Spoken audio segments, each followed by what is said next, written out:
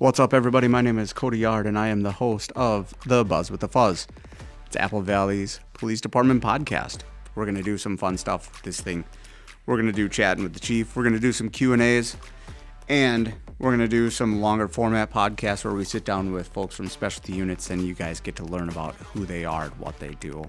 I got my start in journalism back in 2002 as a combat correspondent in the United States Marine Corps. Really excited to be the host of this podcast here with the police department, and I'm really looking forward to bringing you some new fun facts and information that you might not know about Apple Valley's police department. So stick around, buckle up, and let's have some fun.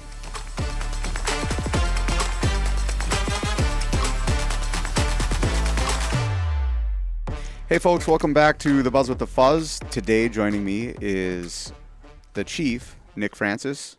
Good to have you back, Chief. Last year, we started this podcast January of 24, and the first thing that we talked about was our 2024 service, education, and enforcement goals.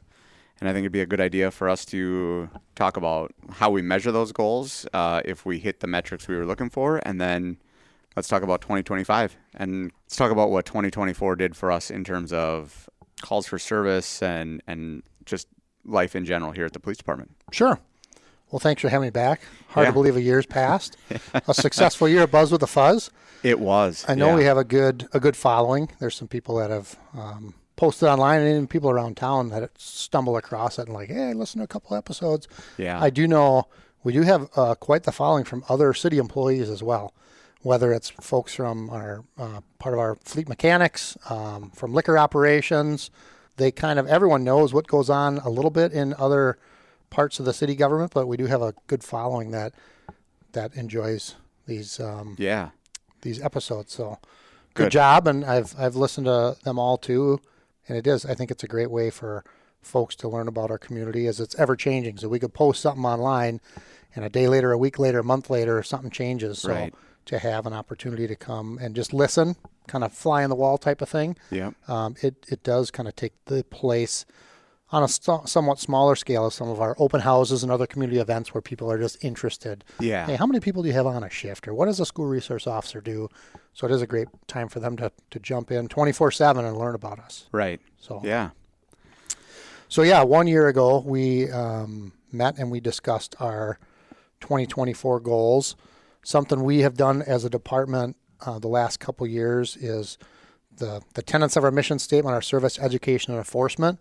And it's easy to say and easy to put those words up on a board and say, this is what we do. But to make goals relating to them is important so that not only the community sees, like, what are some examples of how do you serve?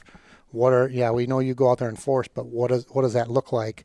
But I think more importantly, it's an opportunity for our staff to have the opportunity to say, what do I want to do for the next year in terms of service? How do I want to serve? It's different for everybody, but it is really nice when we sit down at our fall in service, seek feedback from everybody, and say, what do we as a department, where do we want to focus our goals? We have all sorts of different people with different niches. When I was in patrol, my niche was like traffic enforcement. Mm-hmm. So when I thought enforcement, I had always thought, DWIs or speed enforcement. But for other people, it might be seatbelt or distracted driving.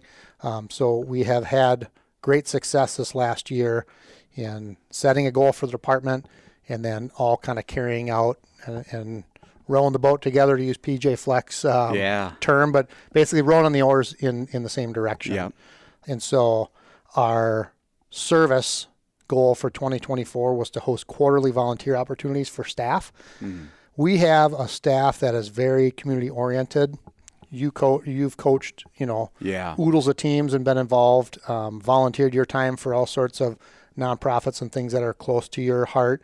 I have done the same. I've coached, I don't know how many little snot-nosed kids in hockey have knocked me over and punched me in the back and all that stuff. So we all have our own little things we like to do outside of work. But the department kind of wanted something that we could put our stamp on as Apple Valley PD and do together. And so, quarterly volunteer opportunities. Mike Thielen has long been really passionate about Feed My Starving Children. Yeah. And so he set up, this year was the second annual Battle of the Badge, we called it. Okay. it was Apple Valley versus Bloomington PD. Yep. And we had one night where we filled Feed My Starving Children with folks from both departments. And so that's like one example of one of the volunteer opportunities we did. It gives us an opportunity to go out and do something good, but also get together after, have a meal together, go out and have a beer, or just get families together outside of work in a productive way. Right. Because we all are so busy and we'd all want to save the world if we couldn't go out there, but obviously you have stuff going on. So Feed My Starving Children was a great one. I don't know that we won. Bloomington's a pretty big squad to go against. Their numbers, I think, are usually a little bit higher. I think they're probably close to not double our size, but pretty close. Yeah. Right. Yeah, it's I think time and 3/4, at least time and a half bigger than our department. So we like to kind of punch outside our weight class from time to time. So we'll take them on and see what we can do. But I think they won the Golden Spoon. Maybe it's a Blue Spoon. There's a traveling trophy that goes with that. So that was one of the opportunities we had. We've also partnered and done Tip-A-Cop with, and I'm trying to think because we do them each year. So I think last year was Texas Roadhouse maybe. Or was that this year? I think we had the law enforcement appreciation, like the night there at Texas Roadhouse where there were donations, if I remember correctly, but there was also Cop on a Rooftop. Yep. With Dunkin' Donuts. Yep. And then I think you're right, though. Tip-A-Cop must have been at Texas Roadhouse. Yeah. Those always go to Special Olympics, correct? The Tip-A-Cop, yes. Yep. Yes. So that money raised there goes to Special Olympics. And law enforcement in general has a really unique partnership with Special Olympics Minnesota. Yeah. I don't know if it was in your time here, maybe before, but Apple Valley hosted the Summer Games for 2, if not 3 summers at Eastview. Was the host site for the Minnesota Special Olympics Summer Games, and that was so cool. Yeah. They invite law enforcement to come and just hand out medals, and you are Superman when you're handing out medals to these athletes. They come off whatever track event they're doing, and we used to do the Summer Games. We do the polar plunge. We have groups that do the polar plunge or volunteer for polar plunge. This past year, a unique opportunity was called the Cool School Polar Plunge. So Valley Middle did it last year for the first time, and a number of us jumped, raised money there for Special Olympics. And what they do is they bring in a huge tanker truck, basically, fill that with water. They pulled it right behind the school. I think they might have had a couple hundred kids well over 100 kids that jumped. Oh, cool. And then we got the school resource officers in there. I jumped. And that is going to be taking place again. I know this year, April 30th, I think is their date. I mean, the polar plunge is one thing. I don't know if have you jumped before? I have. Yes. I've long considered that my annual physical because there's just nothing like jumping, into that frozen water. And you would think, well, it's in a tanker truck and it's not that cold, but they basically fill it with hydrant water. That's 40-degree water or whatever. So it's definitely, no matter what time of year you do it, this, again, we did in April. It wasn't the warmest day, but it was equally polar plungy because you were cold and you jump in there. And it's a really unique opportunity for the students to learn about people with special needs, how to rally around our friends that have different abilities, and it's a very controlled atmosphere for them to walk up, instead of shuffling out onto ice and from a tent to whatever, you're right at school. There's kind of a nice stairway that goes up there. A bunch of teachers did it. A bunch of students did it. And it was really fun opportunity. We're going to do that one again. I'm trying to think of other specific department ones we did. Again, we did a few for Special Olympics. Did a torch run. Yeah. So that each year is a little bit different. The route is a little bit different, but typically there'll be a torch run that goes somewhere across Dakota County. And how that works is the torch starts kind of different places throughout the state and then runs through different counties, gets passed off, and then ends up wherever the summer games are as kind of just like the Olympics, the ceremonial torch comes in and lights the flame. So some really cool opportunities for our folks to do good work and do it together. I mean, very few of these you would ever recognize that these folks are Apple Valley officers, and that's exactly what they want. They're not doing it. I'm out here doing it with my my uniform on or whatever. They're doing it because they just like to volunteer and like to do some fun stuff with their partners. Yep. So a great year of volunteer opportunities for our staff. Yeah, I was lucky enough to play in the it was at Top Golf, and we did like I forget what it was called. Something, it was a play on words with golf and like FORE. Yep. But we had a WWE superstar that he's from Minnesota, was here golfing with us, and each bay had an athlete. You play the games at Top Golf, and you got points for hitting it into the specific yardage markers, which was a ton of fun. And it's always good to get back out and see, because I've been involved with, I think I coached for 10 years. And did you coach basketball? I coached a little everything. Yeah, so I coached basketball, and then we did 3 maybe 4 years of snowboarding as well. Okay. It's good to get out and see those athletes, because they're always excited to see you no matter what. Yep. Right? Like, it's always it's fun. Oddly enough, I coached up in the Osseo Maple Grove area, but some of my athletes came from Rosemont and Apple Valley, and 2 were from Apple Valley and 1 was from Rosemont. And so I've bumped into them here in town as well. Yep. Just, going into Chipotle or wherever I run into them.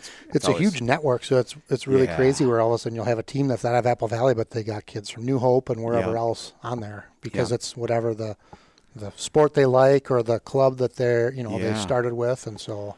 Well, and I think our delegation was like the biggest in the state at one point, just based on athlete numbers. Yeah. So we had people from all over the place. Yep. Yeah. So we had a great year of volunteering, and then for our education goal was to develop and host an in-house crisis intervention training or CIT program. And so CIT is something that's been around for a long time. Our department has had a long history, even when I started, of sending folks to basic and advanced CIT long before it was anything that really a lot of departments did or really made their mainstay. We also created, when I was in our training unit as a sergeant, we created kind of a roadmap of what we thought the department wanted for best practice for the patrol level employees, to make sure folks kind of got an equal level of training. And we made it a goal with at the 3-year mark of someone having experience to go to some type of CIT class. So even if it was something that didn't really pertain to someone, we made it less about kind of identifying training and finding your niche to going, this is something that's baseline that everyone needs. Right. And so we started getting everybody trained. As we've hired so many new officers now, it's so hard. Training's full now. It's a post mandate, so these trainings are in high demand. It costs a lot of money to send folks out somewhere else to do the training. Yeah. And the biggest thing is you really don't, you're not in charge of that training schedule. So like there may be months where the training's not available, or it's on a Friday and now this person has other training or something else. And you teach in that training environment in that group. Yeah. It is getting very busy. Yep. Yeah, I'm lucky enough to do the crisis intervention, mental illness crises. That's the post-mandate. There's 7 mandated learning objectives there. I'm also going to be doing some officer wellness stuff. So that'll be a fun one. That's a 4-hour class, because post is mandating that officers get 1 hour of mandated learning in terms of officer wellness. But how do you cover officer wellness in an hour? Right. So, or how do you justify going somewhere for 1 hour training? It's like you got to make it at least a half day to. Yeah. And the cool part is, even more now than ever before, officer wellness is becoming a forefront. It's a big ticket item for people to rally around, because staffing shortages, hiring pool is not real deep anymore, right? So retention has become a very important piece of policing. So that's the cool part is, and ultimately, like for me, the big thing for me is if I can tell my story and get people to want to stay in the job longer, and then understanding the connection of how do I stay healthy, and then how do I create longevity in the career field, and then go back to my family and friends as whole as possible at the end of the day. Yep. And at the end of the career, right? Mentally and physically. Yep. Yeah, and so the CIT basic one-day class is kind of that baseline, the foundation of dealing with people under crisis, slowing things down, de-escalating. And again, we've hired so many people the last couple of years that they are all in need of that training. And it would take us years to get them all, get schedules aligned, get them registered for a class, find it. And so we figured, well, if we could create our own in-house class, we could work it around our training, our training schedule. Yeah. And we use paid actors or paid role players, but then our subject matter experts are the folks from Dakota County Crisis that are working right in our building. There are folks from our CIU unit. And I think the biggest benefit to doing an in-house class, I mean, there's always benefits going external and training with people from different agencies because you learn different ways, you create relationships, but doing this training in-house, a lot of it was scenario-based, crisis negotiations, and being able to do that with the partners that you're probably going to be on the street working with gives you a better understanding of maybe strengths and weaknesses on your team or with your partners and even to your point of the wellness component, maybe even knowing your partner well enough to go, I can tell you're getting a little frustrated here. Let me step in front of you and let me reduce some of the stress. Let me take this for a little while. So and I think the important piece of that was that we used those professional actors. Right.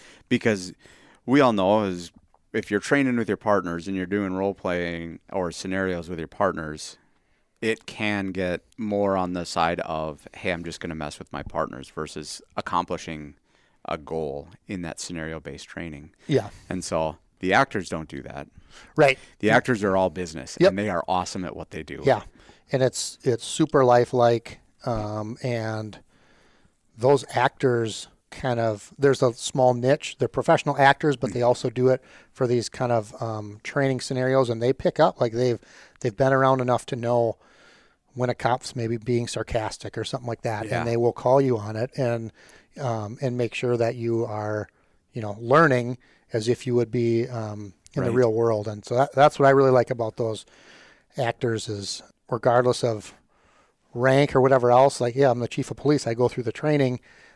It would be pretty hard, I think, for our own officers to be a scenario player with me in there, maybe I'm not really an intimidating guy, but I could see that being like, oh man, the chief, can't screw this up. They don't want to, and they don't want to give you the business either. Yeah. But these actors, they don't care. Right. They don't care who you are. They don't know who you are, and they don't care.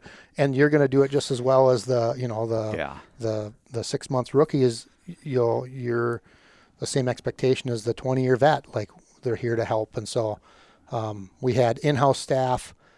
Sean Zahar kind of set that up. He's our more of our lesson plan guru and expert on getting things written up the correct way to make sure we're hitting the post mandates. But he partnered with a psychologist, licensed psychologist, to give us some really good training. And so that took place in the springtime. Over the course of about 4 or 5 different days, we got everybody through and had really good reviews from our in-house staff, and it also created, I think, an appreciation for what the folks from CIU do and the expertise they have, and also from our partners at Dakota County Social Services, the ones that are out doing our coordinated response. So that was it was a big one. It's a big lift. There's a lot of moving parts. A great accomplishment to get everybody in the department trained. Obviously a cost to it. You're hiring role players. You have a PhD coming in and teaching. And so that was one that was really nice. And it was one that the department saw as a need. It wasn't me just saying, we're going to do this. This was through input of the department saying, we're pretty good at de-escalation, crisis intervention, but you know what? We could all level set just a refresher and do it again. Yeah. Yep. Absolutely. So that was our education goal in 24. And then our enforcement goal for 24 was to increase and focus enforcement efforts in our downtown area. For the past couple years, the the use of our transit station and the transit hub has increased post-pandemic. For a while there, nobody was using it, and now a lot of folks are using it. And so our, not even unhoused, but our kind of transient population, we call them, who kind of travel just only by transit and only utilize businesses right around transit, that population has increased markedly. And prior in 22 and 23, we had noticed an awful lot of kind of petty crimes and disorderly conduct, trespassing, vagrancy, that type of things happening in our downtown area. Yeah. And this was a goal that came out of our patrol staff that said, there are ways that we can get out, and we're not here to pick on people. We're not here just because we don't like them, but we have a business community that is asking us for help to, usually after the fact, to come in and remove this person, this disorderly person, or try to come and take the report of the felony theft of all this equipment that was taken out of a store. Yeah, I think it's also, like you said, we're seeing more people using the transit system post-pandemic, and people are getting back to like park and ride, right? Yep. And so those issues then become quality of life for the people who are using the transit station to get to and from work. Because working 4 p.m. to 2 a.m., I see more people getting off that bus that are business professionals walking through there. And, we want to make sure that people aren't in the transit station smoking a cigarette or using drugs. Right. While people are just trying to get through and get back to their car so they can get home after a day at the office. Right. Yeah. And that's the important piece, is that it's we're not there to pick on people. We're not there to violate anybody's rights. And obviously quality of life goes a long way, even for those transient folks, right? Like, I'm not going to go in there and just be like, hey, you're waiting for the bus? Great. Well, I watched 2 buses go by, and I know it's -10 and a wind chill of -30, but get out of here. Right.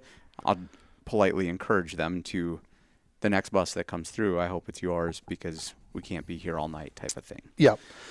And in the past couple years, that MVTA Transit has added 2 more levels to that transit station, 2 more levels of parking. And again, it was kind of, I'm sure the plan for that was right around the pandemic, and then things got delayed. It opened up 2020. Right. And the ridership had gone up. Yeah. I wouldn't say exponentially, but significantly, to the fact that they had to, I think it was 3 levels or 4 levels, and adding, so now you're at 5 or you're at 6 levels. And so, yeah, you're right. The need is there to protect and serve those folks that maybe they're not even Apple Valley residents. They live in Lakeville or Farmington. Right. They drive to Apple Valley, get on the red line, and go north. They want their car to be there with all 4 tires and all the windows, intact when they come back. And those were a lot of the calls we were getting in that area, because you park your car, now you're going to work for the day, and you see a group of people there that probably aren't taking the bus. A lot of drug complaints, a lot of littering and alcohol use complaints. So that was kind of the transient population that we've seen more of. But our enforcement, another thing with our downtown area, a big part of it was traffic enforcement. This isn't just getting the folks that are kind of using that transit system. It's also the community saying, nobody stops at red lights anymore. Right. Yellow means speed up these days and not slow down. People are flying around. And so we were able to kind of geofence our downtown area for statistic purposes.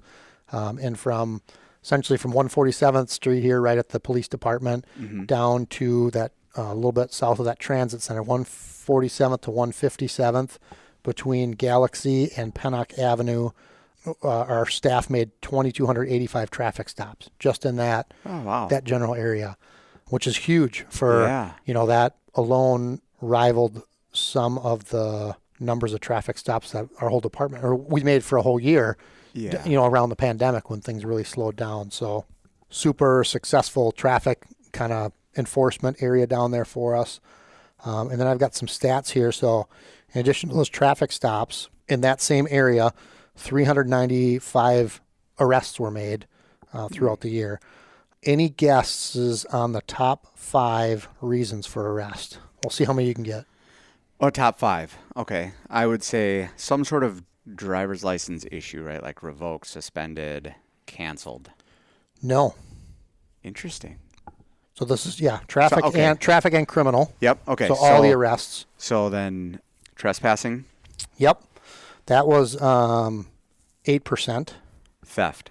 Theft was number one at 68%. 68% of those arrests was theft, which makes sense. It's all those businesses, and that's the primary reason we wanted to spend a lot of time down there to try to prevent some of those things.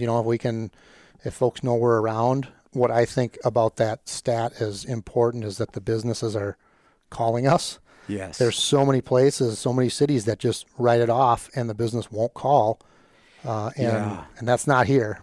No, and if we get a theft in progress, and people are here at the police department or wherever they're at, we flood that area, which is, if you run out of a business with bags full of items that you didn't pay for, you're going to have to work pretty hard to hide from us. Right.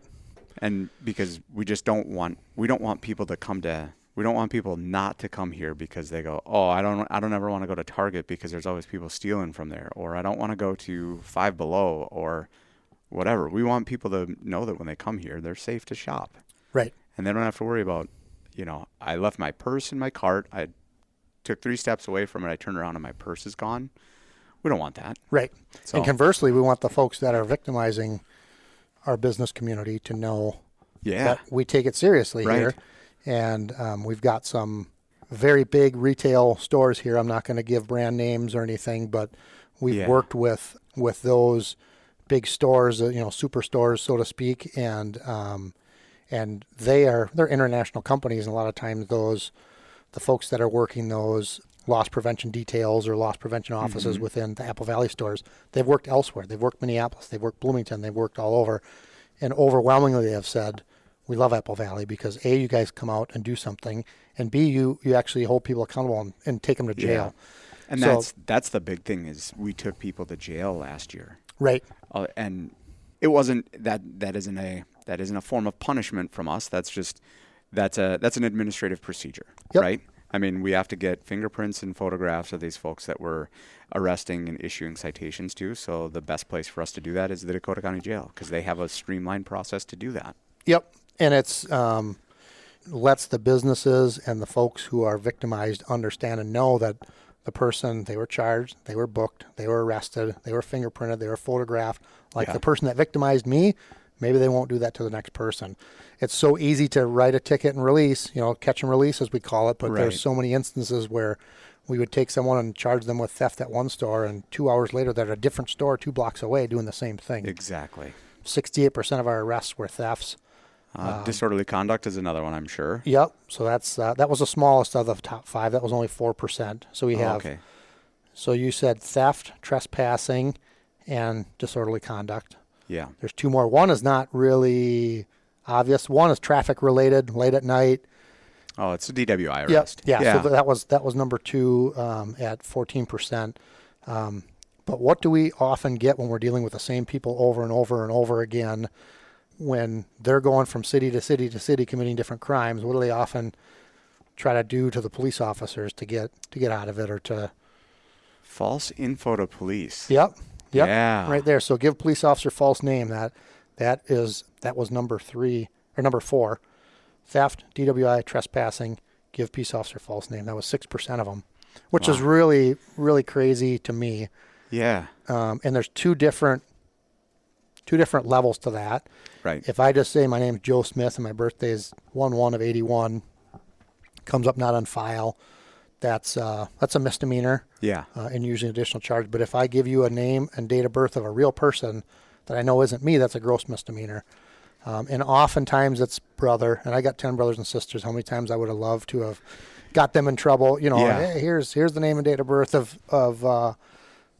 the person who really did it, but that's a super serious crime and it's a nightmare for someone whose identity gets stolen. You think about stolen identity, and now, and this person's name and date of birth is a criminal charge. Fortunately, that's another reason that why we book people, because once they go to jail, they can take those fingerprints and go, wait a minute here, you're not Joe Smith, you're John Doe. Right. And so that's just another reason. It goes to show that it's important for us to do that comprehensive booking process because it's pretty common that people are going to tell us Yeah. the wrong name and date of birth. Yeah. People don't want to go to jail. They don't want to be arrested. So what's the easiest way for me to get out of this? Right. To lie about my name Yep. and birthday and Yep. hope that they're not. And ultimately, it's funny because they think they're pulling a fast one on us. But with the advent of the IBIS, like the portable fingerprinting machine that we bring out and just put somebody's thumb or index finger on there, and it tells you right there, like, oh, yeah, this is so-and-so. Right. And we can go. If they've ever been booked before, which Yeah. usually they have because they know Yeah. the system enough to try to skirt the edges a little bit. Yeah. The one thing that I think about that's come up for me just talking about this, especially the false info thing, was a theft from a local retail store where I got into a short foot pursuit with the guy. Ended up getting him into custody. He gave false name, right? The gross misdemeanor version, knew that he was not this person and date of birth, gave it a real person. But when we actually brought that IBIS out, got a fingerprint on him, he had a felony warrant for criminal sexual conduct in first degree, which is Serious as it gets. yeah. And so that started as a simple theft. Right. And that's why we take those calls so seriously. Yep. Yeah, because you do never know. And it's a very small part of the population that are committing a vast majority of the crimes. Yeah. So our employees' input was that we need to hold those people more accountable. For sure. It's worth taking the time to drive 45 minutes down to jail and back so that we're certain that the person who we arrested, who we think we had, was the one actually that committed this crime and the one that's going to be held accountable. And so it's hard to determine, we're a growing community. There's other cities around us growing. All this work, I'm still not sure that theft is going to be reduced, or you know what I mean? Yeah. Our goal obviously is to reduce crime when we're able to. There's many factors outside of our control that influence that, but the bigger goal is let's be out there and let's be accountable to our city and our community and taking the enforcement action that they want us to do. Right. Well, that's good. That's a pretty good wrap up of 2024. Yeah. And so with that, let's kick into 2025 because people are going to want to know what we got on tap for them this year. Yeah. So we had the same process. We met during fall in service and kind of said, I want 3 goals: service, education, enforcement. You, as the department, tell us what you want, and we'll mill it over. So the process was that we met at in service, kind of gave a presentation, threw out some ideas, took some notes, took some ideas down from the folks at hand. Usually you're not getting a lot of at the table aha moments. People have to kind of think about it a little bit. So we put it back on our supervisors and said, talk about this at briefings, give it another month or so, and then when we come back for our next staff meeting, we'll try to dig down and see what we can find for themes. And so for service, our goal for 2025 is to increase individual community outreach efforts. And our department has a great reputation and history, thanks to Pam Walter and all her activities through the crime prevention and community outreach, of doing really well organized big events. Night to Night, Casting with a Cop, Coffee with a Cop, Shop with a Cop, all these different events, the Watchdog Walkers, Teen Academy. But because of when they take place and the fact that, in my opinion, only a small select people are part of the department is able to participate in those. Mm-hmm. Like Shop with a Cop, it's these 2 Wednesday nights in December. Well, if you're working that night, you're probably not going to do it. Or if you're on vacation. So the idea was to encourage folks to go out individually and really find ways to engage the community. And because we are a 24/7, 365-day operation, there are really unique ways to do that. And so that doesn't mean we're reducing the number of community outreach events, big events that we're doing. Right. But we're also trying to ingrain in our staff that at any level, I don't care if you're working Sunday night dog watch, figure out there's stuff going on around town. Yeah. And even if it's just going in, you see a group at people at Quick Trip, or you're working on a Saturday and there's a group at Caribou of group of guys, the old guys playing cards or whatever. It's just stop in and make that instead of you're in and out, to get your coffee, make that an outreach opportunity to kind of engage with the community. Yeah. Of course, we kind of do these 3 goals. We service education enforcement, our calendar year, we do all our stats by calendar year, and we do an annual report. That's December to December or January to January. We're in the kind of coming out of the doldrums of winter, where it will be a lot easier to get out there, but we do have a really busy community. I know some nights I've got kids that play hockey. Mm-hmm. I'll be at the hockey rink watching a hockey game, and I'll see there's a couple squad cars over at the high school just stopping in for a basketball game. Friday Night Lights at football, we'll have 4 or 5 people working there, but then other squad cars show up and they're just kind of hanging out, welcoming people to the big game and stuff. And so just little ways to supplement our formal outreach events. And to me, it challenges all our folks to find different ways. Like, you may work dog watch shift, but you're still responsible to get out and be a person and connect with the community. And so we'll see how it goes. Again, it's a goal. How we will measure it is every time we go out and do a community speech or a community event or something. It's called a COP, Community Oriented Policing CAD in our system, and so we will look for an increase in that number of COP CADs. I should be pulling those because I stop into Hayes Ice Arena and watch kids play hockey fairly regularly. Yep, absolutely. I like hockey, so I like to get in there and watch. Mm-hmm. And I don't care what level kids are playing in there. Yeah, stop in and mini mites or high schoolers, anywhere in between. It's always fun to catch a little bit of the game. And truthfully, I would encourage parents to come up and say hi too, because there's been plenty of times I've stopped in there and just stood at the end of the rink watching through the end boards and the glass there, and I stand there for 15, 20 minutes, watch the game, and people walk by and don't say hi. Right. I'm not there for any reason other than to just enjoy the game, and I'd love to engage in conversation with folks. Yeah, and that's exactly what we want to happen, is that for when the door opens somewhere at an event and a cop walks in or an officer walks in, what does everyone say? Oh, I didn't do it. Or what are you looking for? What's going wrong? So that it's trying to change a little bit of that, so that I'm just here to hang out. Yeah. They used to be called, we used to do them at the bars at night, extra patrol. Right. We'd go to, one of the local bars at 11 o'clock, midnight, do an extra patrol where you're in there making sure folks see someone in uniform. Presence. Yeah. If you've had too much to drink, just know that there's officers in the city that pay attention to that.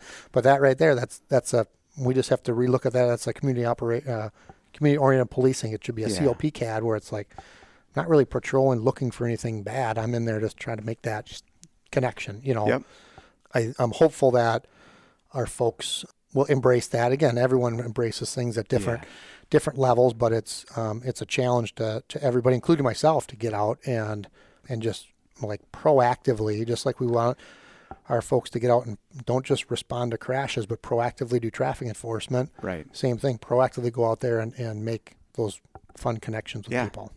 Yeah, because think about how years ago, for our city, it's harder to do, but like walking the beat, right? When officers in, let's say, New York walk the beat, everybody knows. Yep, exactly. Like everybody knows the officer walking down the street. They can tell by the way that their handcuffs jingle on their belt, or the way that whatever, right? They know who's coming. Yep. And they have a relationship with that officer, good, bad, or otherwise. They at least know who it is. Yep. And that's important. So for us, the only way to build those connections is if people get out of their squad cars. Yep. Because we can drive around the neighborhoods all we want, but if I don't get out and walk up to kids playing basketball in the driveway and I just wave as I drive by, they just, they don't know that I'm Cody. Right. Yeah. And I was always told from my younger days from a mentor, you have to be approachable and accessible. I go, what does that really mean? He goes, well, accessible means your windows are down or you're outside your car. If you're sitting on the side of the street and your windows are up, you're not accessible. People aren't going to come to you and talk or say, hey, how's it going? Well, what's approachable? Approachable means like when you're sitting out there, if your objective is to get people to come and talk to you, then you have to don't be staring at your phone, don't be looking at your computer, don't be writing anything down. Like get out and look and engage and greet people with a smile, give a kid a high five, whatever. And so there is always, and rightfully so, there's this hesitation to go up to an officer like, oh, they're busy, they got stuff going on. But you can kind of tell when, if you're looking like you think about back when you're in grade school, like you could kind of tell when the principal was just going somewhere, or you could kind of tell when the principal needed to get somewhere. You know, same thing with our officers. Like we're human, and so when we're out there, it might not be because we're looking for, you know, the big bad burglar. It might just be, hey, we're at the hockey rink and we just want to, we like hockey and want to see what's going on. So some of those other things, you know, you've seen those organic basketball games between the officer and the neighborhood kids, whatever, the snowball fight or whatever. And so we're not looking for any of those hallmark moments, but we're just saying that that's how those happen, is when you're getting out in the community for no purpose other than just engage with your public. So, and again, if that's something that we make it a goal for a year, and even if 10 officers make that their thing moving forward, that's thousands and thousands of contacts over the course of that officer's career. That are super positive for them and for the department. Right. So our education goal. So last year, again, the education goal was CIT training. This year, it's a little more intense, and it's to conduct scenario-based active assailant training. And that is a training that is very resource intensive. We have all seen the different events going on around the country for the past 10 years of different massive assaults, mass shootings, stabbings. And we are not to say that we think this is going to happen in Apple Valley, but we also help every city around us. Dakota County is a big place. We're a big metro area. And in my career, there have been those incidents that have happened. Yes, in Apple Valley, I can think of a couple, multiple shooting incidents in other cities around that I've responded to. And so it's been a while since we've had that training. And again, it's not something you just say, hey, we need everybody through. So we've joined up with every other agency in Dakota County to bring in a new training style. It's called Alert. I haven't gone through it, so I don't know exactly. I'm going through it in about 2 weeks. I don't know exactly what the acronym stands for, but it used to be 3 ECHO. Enter, evaluate, evacuate was the 3 E's before. But essentially, it's the worst case scenario training. And so our goal is to get our entire department through that. Again, we've had such an influx of new people the last few years. Many have not had any active assailant training, and you can speak to it too. Like it's realistic. It's high tense. It's simunitions where they're shooting back. So it's not just, finger guns and all that stuff. Like if you're in a vulnerable position, you're going to get shot. And it's, paintball, simunition, hard little paintball things, but you definitely get that. It's a two-way street when you're training. It's not just in a make-believe world. It's not a static environment. We don't operate in that. Right.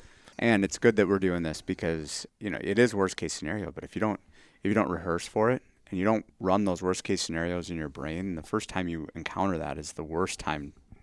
Right. And the science has shown that you can rehearse these things as long as you practice them. Your brain doesn't know the difference whether you're actually going through it or you're just rehearsing it. Right. And so.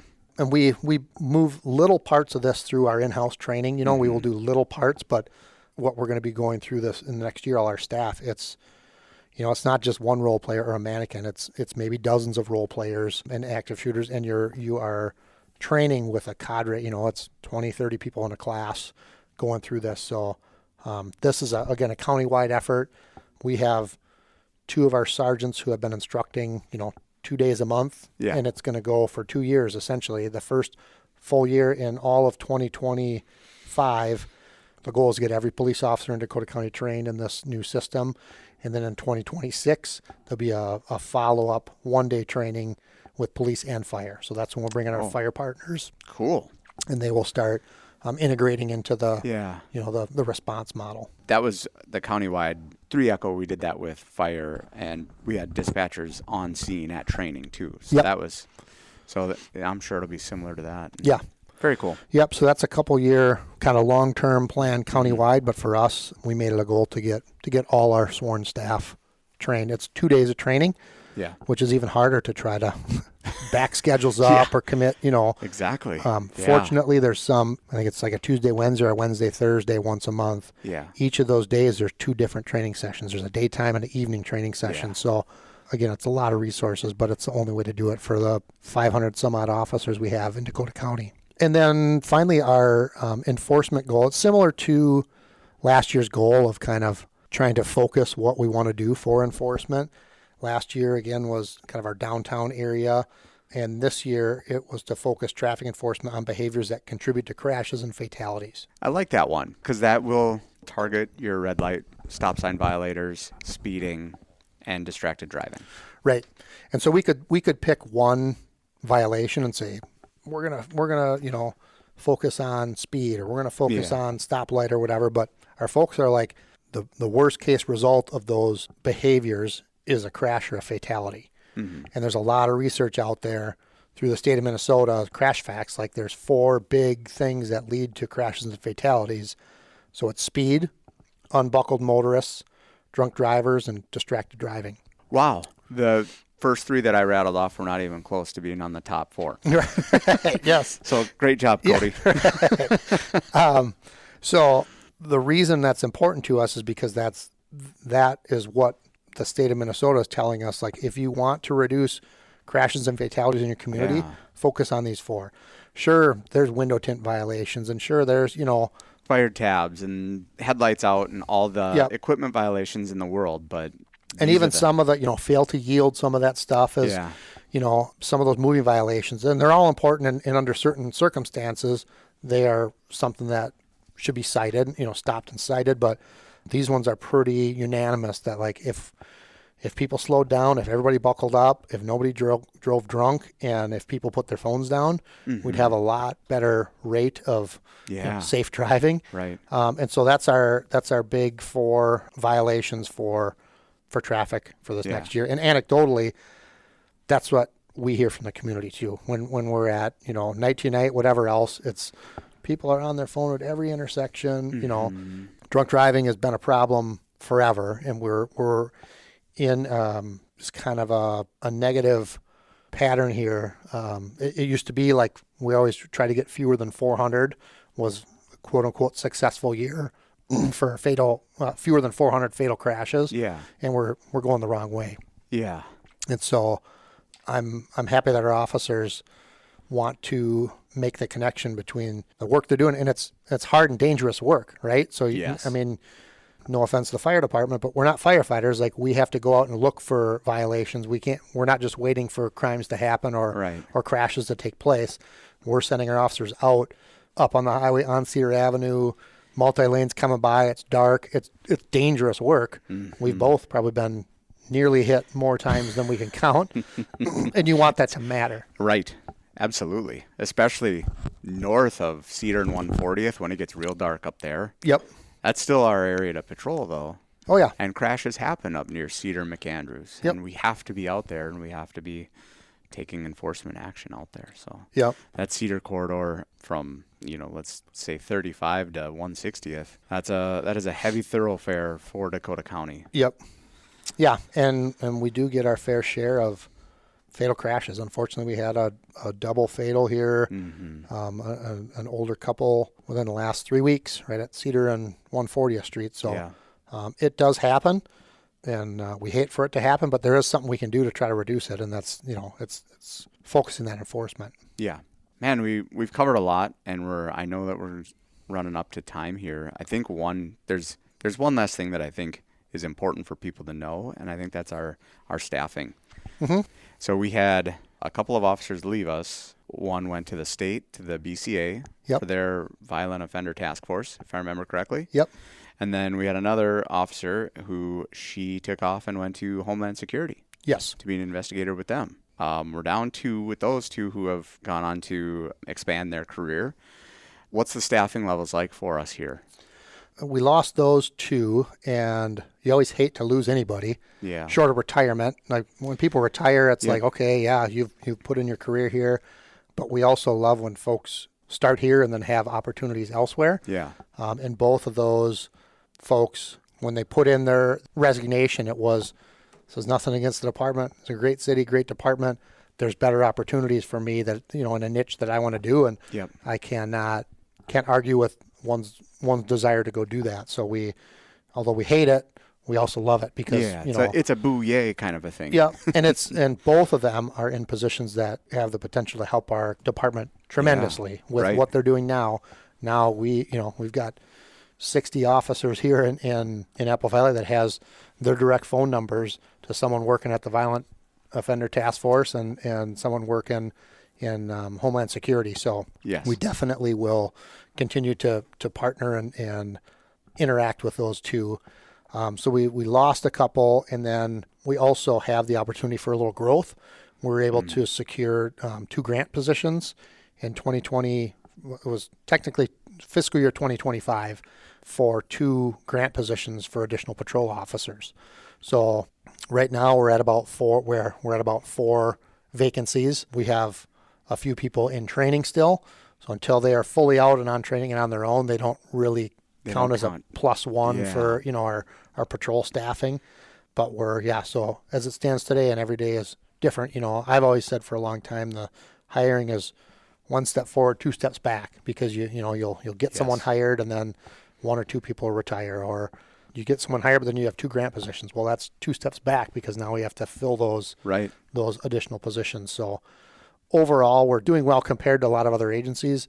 I mean, there's got to be however many agencies there are in Minnesota. There's usually around 120 plus that are looking for officers. Yes. And some of those departments are looking for 10s or 20s or hundreds of officers for each of those departments. And so to be on that list going, hey, we need a couple, and we'll take even more to try to hire ahead.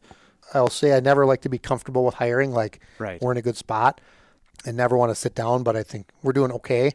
For the longest time, I kind of would explain it like we're treading water. We're just at, if we lose any more, we're going to have to start pulling people back from specialty assignments. I'd say right now we're a little bit above water, maybe up to our chin, but not comfortable. You don't want to be comfortable until you have your full staff complement. And again, I think we all understand that we may not ever get every single person we have authorized working into full capacity. That's just the reality. When you're a bigger agency like us, if you're a 2 or 3 10-man department, that's maybe more achievable. For us, our goal isn't to have those numbers filled. It's just to have our specialty positions not have to be pulled back to patrol, and to be able to answer our calls for service and have our officers have a balance where they can get a day off, they can go on training, they can take care of themselves. And for now, I think we're there where we do have a good balance. Yeah, I'd say it's pretty close. I can't think of a time where we've been denied vacation or denied training opportunities here in the recent past. So yep. And there's so much. The numbers, we've always said the numbers that's not an indication of your staffing, like how many people you have hired, because we all know you could have 3, 4, 5 people out on injury, illness, training, or whatever else. At any, even if all of your spots are filled, for us, we just again want to make sure strike that balance where our specialty positions can do what we need them to do, and our patrol staff, who are kind of the only ones subject to, we need X number of bodies here between these hours on these days, that they too are able to again have a balance. You got to work, you got to come in, it's your scheduled day, whatever, but also to have that balance where you can take a day off without bumping someone else. That's again week by week. We just try to. We got a big department, a big budget, and trying to filter everything around. So maybe not everybody's needs are met every day, but more often than not within the department, most people get what they need. Most of the time. Very cool. Well, good. That's a good wrap up of 24 and a good check in for 25 to let folks know what we got on the horizon for them. Yeah, we're looking forward to a great year. Again, coming out of the doldrums, with any luck, it's an early spring. Like it seemed, I'm still not saying winter's over, but I do think just the way that last year and this year has gone, at this time of year where it's like, I think we're in a good spot. And for us, it's like our officers do so much of their work outside in the conditions. It is nice to have it like 50, 60 degrees and not 10 below, 20 below, or 3 feet of snow. So I'm cautiously optimistic that we're off to a good start weather-wise, which just helps us with all our operations, which a lot of it's just outside in the elements. I look forward to being able to take off long johns. Yep, right, and put them away for a while. Then just I think I always jump the gun a little bit and start too early though, because I end up freezing once in a while out there. Yeah, and I've already seen people in short sleeves in the department. Same. Yeah, Yeah. I'm not that brave. I'm Right. still going to wear a And there's jacket. some, there's some hot-blooded ones that they're in short sleeves, and it's Yeah. once the snow's gone for the first time, it's officially summer. I'm cool with that. Yeah. All right, Chief. Well, thank you very much for stopping in today, and looking forward to the next time we get to chat on this thing. Yeah. So, Thanks again. yeah, absolutely. Hey, folks, we want this to be engaging for you as well, so please drop a comment wherever you follow us on social media. Don't forget to like, subscribe, and share to this podcast. Tell your friends, tell your family. We'd like to get this out to as many people as possible. We want people to know who the police officers of Apple Valley are. If you have questions or comments, something you'd like to hear about, reach out to us. Let us know. We'd love to hear from you. We'd love to address some of those topics that you guys have questions about as well. We look forward to having you back next time.